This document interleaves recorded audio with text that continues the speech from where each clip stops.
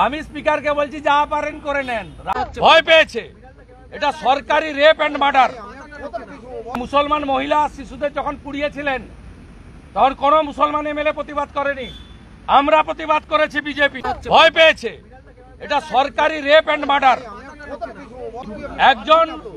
একজন existing running doctor সরকারি প্রিমিসেসে night ডিউটিতে ডেকে এনে মমতা ব্যানার্জির পুলিশ ডিপার্টমেন্ট থেকে বেতন দেওয়া সিভিক যদি অভিযুক্ত হয়ে থাকে কলকাতা পুলিশের দাবি অনুযায়ী, তাহলে ডেকে এনেছে মমতা স্বাস্থ্য দপ্তর আর রেপ করেছে মমতার লোক পুলিশ ডিপার্টমেন্টের সিভিক।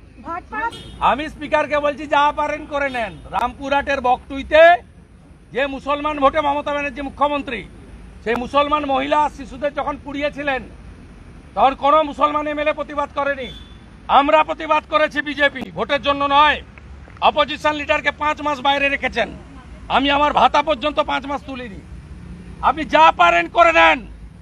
আরজি করেন নির্যাতিতার জন্য, আর পাড়ের লড়াই 1 ইঞ্চি জমি ছাড়া হবে না, বলে রাখলাম। যা পারেন করে নেন।